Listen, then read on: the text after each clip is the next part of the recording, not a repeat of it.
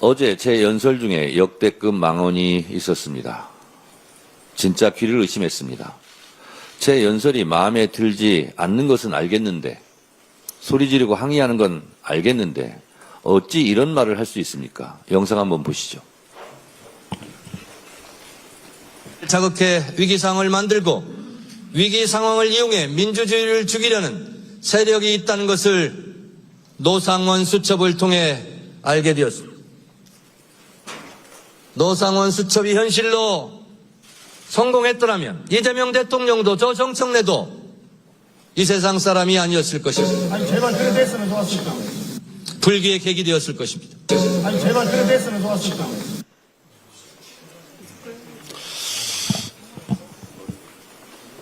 믿어지십니까?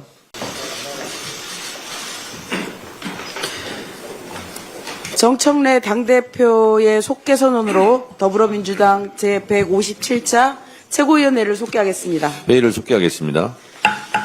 먼저 정청래 당대표의 모두 발언이 있겠습니다. 내일이면 이재명 정부 출범 100일이 됩니다. 이재명 정부 출범 100일을 국민과 함께 진심으로 축하합니다.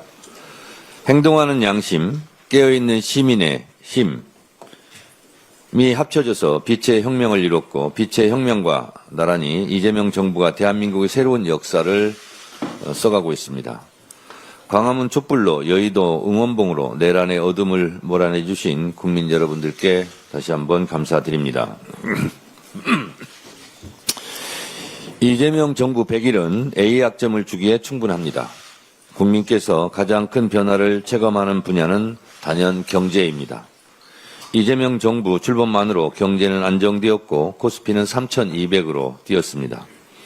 13조 원 규모의 민생회복, 소비 쿠폰으로 꽁꽁 얼어붙은 소비 심리를 녹여냈고 민생에 활력을 불어넣었습니다. 2분기 실질 GDP는 0.7%나 성장하여 5분기 만에 최대폭을 기록했습니다.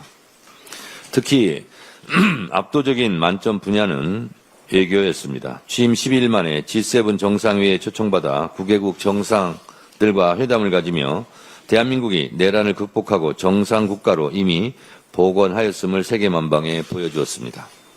한미 정상회담을 통해 미국 트럼프 대통령과 당당히 어깨를 나란히 하며 한반도 평화의 전기를 열었습니다. 한일 정상 간의 셔틀 외교도 복원했습니다. 이재명 대통령의 국익 위주 실용 외교가 만들어낸 눈부신 외교 성과입니다. 외교는 외교로만 그치지 않습니다. 수출로 먹고 사는 나라입니다. 외교가 잘 돼야 수출도 잘 됩니다. 외교는 외교로 그치지 않고 외교는 튼튼한 안보와 평화의 초석이 됩니다. 한반도 평화가 정착되고 남북관계가 좋아지면 경제도 좋아지고 성장 발전합니다. 외교 강국으로 경제 강국의 길로 나아가야 합니다. 멈춰있던 개혁의 시계도 계획대로 착착 진행되고 있습니다. 당정대의 긴밀한 협력으로 정부조직법 개정안이 마련되었고 추석 전 결실을 보게 될 것입니다. 수사와 기소를 분리하는 검찰 개혁은 역대 정부가 이루지 못한 가장 어려운 개혁입니다. 70년 만에 역사적 쾌거가 될 것입니다. 조작된 가짜 정보로 고통받고 있는 국민이 많습니다. SNS, 유튜브 등을 통해 무차별적으로 유포되고 있는 가짜 뉴스는 무관용의 원칙으로 근절하고 처벌해야 합니다. 언론의 자유에 따르는 언론의 책임을 분명히 하고 언론의 횡포로부터 국민을 보호하는 언론 개혁도 질서 있게 추진하겠습니다. 국민의 눈높이에 맞는 법원으로 거듭나는 사법 개혁도 우리의 시간표대로 차분하게 완성될 것입니다. 저는 어제 국회 교섭단체 연설을 통해 이재명 정부의 주요 경제 성장 정책인 A, B, C, D, E, F 정책을 법적으로 뒷받침하겠다고 말씀드렸습니다. 약속을 지키겠습니다. 국민의힘에게는 내란의 늪에서 빠져나오라고 간곡하게 요청했습니다. 12.3 비상계엄 당시 표결방해 의혹으로 추경호 전 원내대표가 내란 특검의 수사를 받고 있습니다. 윤석열 내란 우두머리 피의자에 더해 만약 추경호 의원이 내란 주요 임무 종사자로 기소되고 확정 판결을 받는다면 국민의힘이 내란당이라는 오명을 벗어날 수 있습니까? 국민들의 국민의힘 해체하라는 분노를 피해갈 수 있습니까? 그러기 전에 내란 세력과 절연하라는 저의 충언을 가볍게 여기지 말기 바랍니다. 어제 제 연설 중에 역대급 망언이 있었습니다. 진짜 귀를 의심했습니다. 제 연설이 마음에 들지 않는 것은 알겠는데, 소리 지르고 항의하는 건 알겠는데 어찌 이런 말을 할 수 있습니까? 영상 한번 보시죠.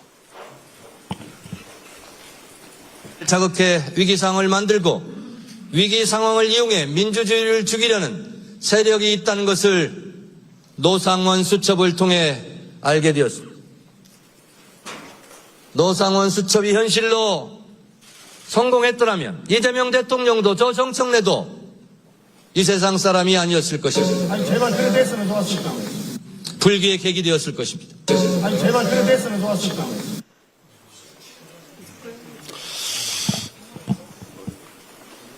믿어지십니까? 노상원 수첩은 비상계엄 때 수백 명, 수천 명을 진짜 죽이겠다고 살해하려고 살인 계획을 한 것입니다. 그것이 성공했다면 이재명 대통령도 저도 그때 죽었을 겁니다. 그것을 경고하고 있는데 그때 죽었으면 좋겠다는 것입니까? 저 목소리의 주인공이 저는 낯익습니다. 묻습니다. 당신은 누구입니까? 제2의 노상원입니까? 이 목소리의 주인공을 찾습니다. 자수하고 사과하시기 바랍니다. 예, 다음으로 김병기 원내대표의 발언이 있겠습니다. 민주당은 민생경제협의체를 신속히 가동하겠습니다. 지난 8일 이재명 대통령님과 여야 대표의 회동에서 민생경제 회복과 정치복원의 합의가 이루어졌습니다. 그것은 민생경제협의체의 신속한 구성과 운영입니다. 내란 종식은 특검이, 국민의 삶은 국회가 책임져야 합니다. 민주당은 민생경제협의체가 국민이 체감할 수 있는 구체적인 성과를 낼 수 있도록 하겠습니다. 여야의 공통공약을 중심으로 입법과제를 논의해 가겠습니다. 민주당은 지난 7월에 자본시장법, 필수의료 육성관리법, 식품위생법 등 11개 공통공약 법안의 처리를 제안한 바 있습니다. 이번 기회에 배임죄 등 경제형벌 합리화도 논의했으면 합니다. 보이스피싱과 가짜정보의 근절도 민생과 직결되는 현안입니다. 국민의힘이 제안한 청년 고용대책, 주식 양도세 기준 조정 등을 허심탄회하게 논의하겠습니다. 민주당은 준비되어 있습니다. 국민의힘의 화답을 기다리겠습니다. 국회는 오늘부터 오송 참사 국정조사가 시작됩니다. 오늘 행정안전위원회에서 충청북도, 청주시, 검찰 등 관계기관의 보고가 진행됩니다. 15일에는 현장 조사와 유가족 간담회, 23일에는 청문회가 실시될 예정입니다. 김영한 충북지사, 이범석 청주시장 등 58명의 증인이 출석할 예정입니다. 오송 참사는 불가항력의 자연재해가 아니었습니다. 아니라고 무책임한 대응이 불러온 총체적인 인재입니다. 다시는 이런 일이 반복되어서는 안 됩니다. 국정조사는 참사의 진상을 철저히 규명하고 제도와 시스템을 근본적으로 고치기 위해 과정입니다. 안전보다 자기 항인을, 국민보다 자기 자리를 우선하는 몹쓸 관행을 이번에는 끝냅시다. 국민의 생명과 안전을 지키는 국회의 책무를 다하겠습니다.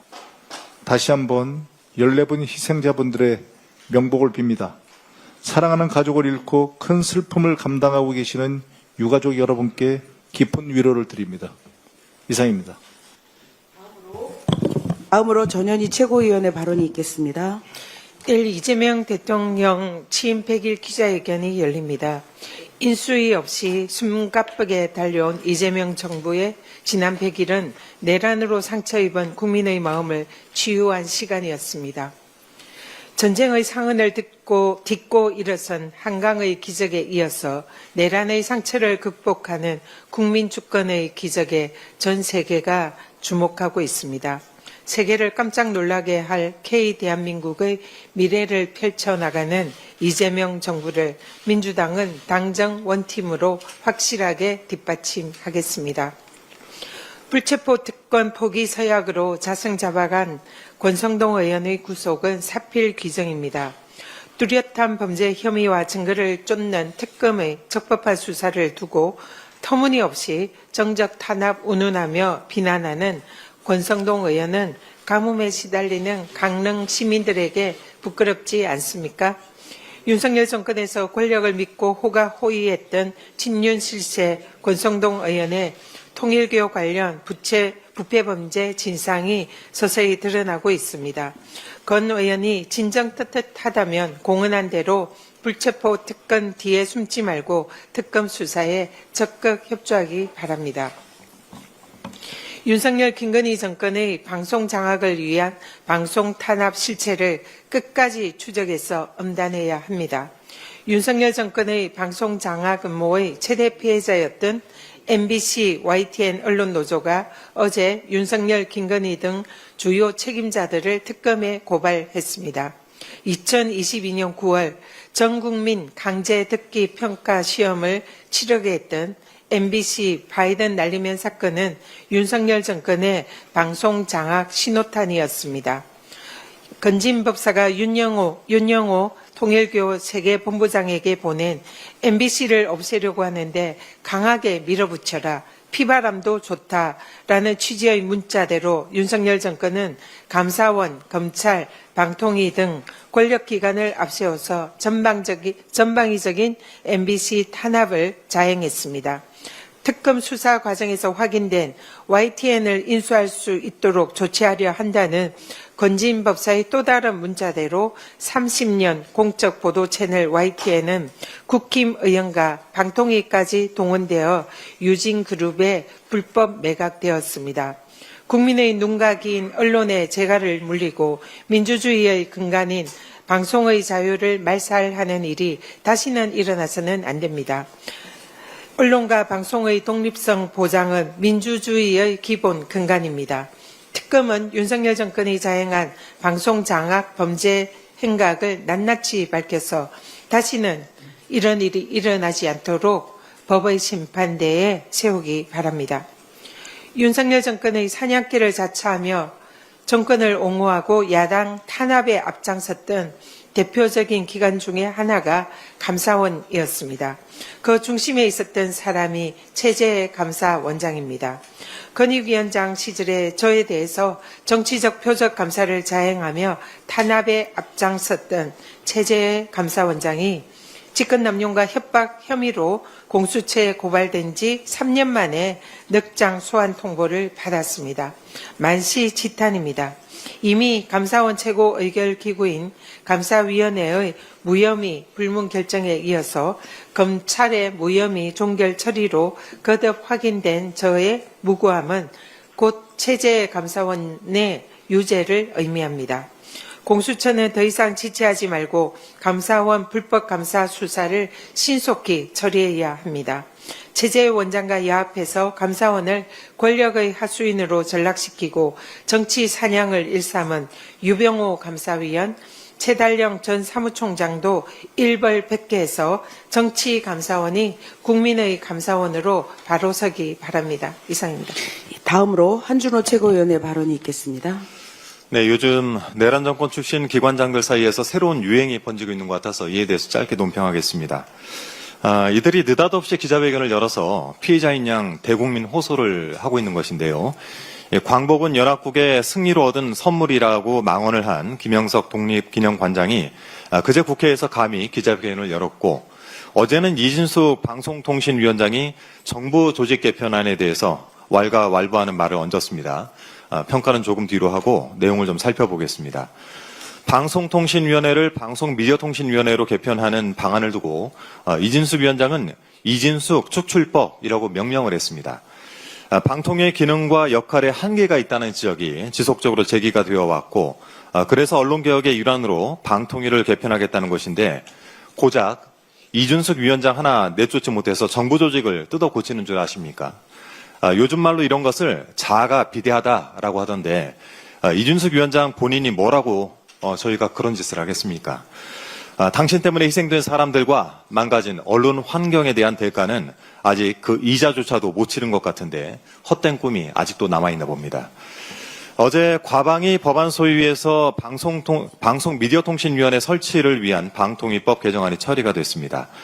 올드미디어인 지상파 방송부터 홈쇼핑, OTT까지 방송미디어 정책 전반을 관장하는 새로운 정부 조직의 탄생을 눈앞에 두고 있습니다. 5인 상임위원 체제를 상임위원과 비상임위원 체제로 개편을 하고 민원 사주 논란을 일으켰던 방송통신심의위원회는 위원장직을 정무직 공무원 신분으로 전환을 해서 각 위원회의 공공성과 책임성을 더 강화하게 됐습니다. 그런데 이준석 위원장은 현재 방송통신위원회에 유료방송 관리 권한이 추가되는 정도에서 근본적으로 달라지지 않는다라고 주장을 합니다. 법안 하나도 그렇게 제대로 이해를 하지 못하는 수준으로 기관장 역할을 하겠다고 나서니 세간의 웃음거리가 되는 것입니다. 혹시 법안의 부칙 제3조 법 시행 전에 임명된 위원은 법 시행일에 임기가 만료된 것으로 본다라는 조항만 읽고 이것을 이진숙 축출법이라고 발상을 떠올리는 것이 아닌가 싶습니다. 오죽하면 이진숙 위원장의 기자회견을 본 국민께서 앞으로 빵 못 사 먹을까 봐 이러느냐라고 말씀까지 하십니다. 아침에 집에서 나오실 때 거울을 좀 한 번씩 확인을 해보시기 바랍니다. 어느 언론은 정보 조직 개편안에 대해서 민주당이 비판한 부처들이 개편 대상이 되었다라고 평가를 했습니다. 네, 옳은 지적입니다. 비판을 받을 만큼 문제가 있었기 때문에 개편의 대상이 된 것 아니겠습니까? 일부 정부 부처나 기관에서 아쉬움을 표하는 일이 있는 것도 잘 알고 있습니다만 개편을 단행하는 정부도 개편의 대상이 된 조직도 관련 법안을 심의하는 국회도 모두 국민을 위해 헌신한다는 마음가짐으로 같은 것이라고 생각을 합니다. 정부가 개편안의 강론을 잘 마련하고 실천해 나갈 수 있도록 민주당 또한 힘을 보태겠다는 말씀드립니다. 이상입니다. 네, 다음은 김병주 최고위원의 발언이 있을 건데요. 55분에 이석해야 되므로 속도를 좀 내주시기 바랍니다. 네, 천인 공로할 윤석열 정권의 이재명 죽이기 실체가 드러나고 있습니다. 이재명 죽이기 핵심 증인 남욱의 법정 발언이 검찰의 조작 기소 공소 사실을 뒤집고 있습니다. 대장동 민간업자 이익을 최대한 보장하기 위해 한국경제조사연구원 조사를 재검토하지 않았다. 이 진술은 이재명, 김용, 정진상의 기소를 깨맞춘 검찰 측 증인 유동규의 증언입니다. 그러나 최근 9월 5일 공판에서 남욱 증인은 이렇게 말했습니다. 그 부분은 유동규가 잘못 따랐다. 검사가 말하듯 처음부터 민간에게 이익을 몰아주기 위해 대장동 사업 구조를 짰다고 하는데 2015년부터 돌아가서 보면 전혀 아니다. 정치검찰의 공소사실이 무너진 겁니다. 또한 검찰은 이재명 당시 시장을 대장동 개발의 배임죄로 몰아갑니다. 이에 대해 남욱 증인은 이렇게 증언합니다. 당시 민간업자의 수익이 커져서 성남시가 많은 부담을 요구했고 이로 인해 김만배 회장이 만날 때마다 짜증을 냈다. 검찰은 배임이라 하는데 증인들은 오히려 성남시가 이익을 더 요구했다고 상반된 증언을 합니다. 이와 함께 검찰의 공소사실을 흔드는 결정적 발언도 있습니다. 검찰은 유동규가 남욱에게 9천만 원을 요구하며 형들에게 맞춰줄 돈이라고 말했다고 주장합니다. 그런데 남욱은 유동규에게서 형들에게 줄 돈이라는 말을 들은 적이 없다고 합니다. 오히려 유동규가 쓰는 건 줄 알았다고 진술합니다. 유동규가 말한 문제의 형들에게라는 발언은 검찰이 남욱에게 유동규의 진술을 들었느냐는 유도성 몰아붙이기 질문에 예예라고 답한 게 다입니다. 결국 검찰의 허위 진술 강요와 조작이 기소와 공소 증거가 된 겁니다. 더 이해하지 못할 일은 김용 전 부원장에 대한 과학 기술을 부정한 법원의 판결입니다. 검찰은 2021년 5월 3일 김 전 부원장이 퇴근길 성남시 분당구 유원홀딩스 유동규 회사에서 금품을 수수했다고 공소사실을 적시했습니다. 그런데 2심에서 김용 전 부위원장은 구글 타임라인을 제출해 검찰이 금품 수수했다고 적시한 2025년 5월 3일 오후에는 성남이 아닌 서울 반포에 있었음을 증명합니다. 구글 타임라인 원시 데이터를 변형하는 것은 기술적으로 불가능하다는 전문가의 감정을 첨부했습니다. 2심 법원은 김용 전 부원장에게만 과학적으로 입증된 증거를 배척했습니다. 윤석열 정치검찰의 조작 기소로 인해 이재명, 김용, 정진상 죽이기가 법원으로까지 이어지면 안 됩니다. 정치검찰의 조작과 왜곡은 바로잡고 신뢰받는 법 집행을 위해서라도 반드시 대법원의 공정한 판결이 필요합니다. 정의로운 법 집행을 위해서도 윤석열 정치검찰의 조작 수사와 조작 기소는 이제 끝내야 합니다. 이 와중에 국민의힘은 또 언론 재갈 물리기를 시도하고 있습니다. 김용 전 부원장과 인터뷰를 했다는 이유로 MBC 김종배 시선집중을 불공정 편파 방송이라고 규정, 방송통신심의회 심의를 신청했습니다. 이러니까 많은 국민이 방송법 개정을 지지한 겁니다. 민주당은 공정하고 독립적인 공영방송을 만들기에 끝까지 함께하겠습니다. 어제 내란 특검 종합대응위원회에서는 행안부 장관 면담을 했습니다. 실제 지자체가 12.3 내란에 어떻게 했는지에 대한 자체 감찰 조사를 하도록 요구했습니다. 지금 여러 가지 의혹이 있기 때문에 또 자료를 받고 있습니다. 오늘 시간 관계상 준비된 것은 다음에 하도록 하겠습니다. 이상입니다. 다음으로 이현주 최고위원의 발언이 있겠습니다. 네. 코스피가 4년 만에 3,300을 오늘 아침에 넘어서면서 연중 최고치를 경신 중입니다. 다시 조금 내려가긴 했습니다만, 한 달간 박스권에 있다가, 이렇게 올라갔는데요. 미국의 기준금리 인하에 대한 기대감도 있겠지만, 정부의 정책 모멘텀에 대한 기대감이 크다, 이렇게 판단합니다. 주식 양도세 대주주 기준과 관련해서 현행 50억을 10억으로 하향 조정하겠다라는 정부의 세제 개편안이 나왔습니다만, 우리 여당에서 당정 협의를 하면서 이것을 다시 유지하자라는 입장을 전달한 바가 있고, 얼마 전 영수회담에서 역시 야당 측의 건의도 있었습니다만 대통령께서 긍정적으로 검토하겠다고 이렇게 답한 것으로 확인이 됩니다. 많은 기대를 하고 있습니다. 또 배당 소득세, 배당 소득 분리과세 도입 등 코리아 디스카운트가 해소될 수 있는 여러 제도적 개선 이런 것들을 저희 국회에서 여당이 앞장서서 해내면서 머니무브와 코스피 5,000원에 대한 이재명 정부의 의지 함께 하도록 하겠습니다. 미국 조지아주에 구금된 한국인 근로자를 데려올 전세기가 현지 시간 10일 오후 2시 30분 전후로 출발할 것으로 전해졌습니다. 매우 다행스럽습니다. 가족 여러분께도 위로를 전합니다. 자진 출국 형식으로 출국하는 것으로 알려져 있긴 합니다만 끝까지 정부에서는 챙겨주시기 바랍니다. 그런데 여전히 미국의 수많은 공장 건설 현장에는 수천 명의 한국인 근로자들, 한국인 종사자들이 불안에 떨고 있습니다. 이들의 안전을 위해서 우리 정부는 즉각 미현지 투자를 위해서 관련해서 준비 중인 한국인 종사자 전원을 필요하면 귀국 조치하는 것을 추진해야 한다라고 저는 제안 드립니다. 한국인 종사자들의 안전이 보장되기 전까지는 저는 대미 투자도 전면 중단해야 한다라고 생각합니다.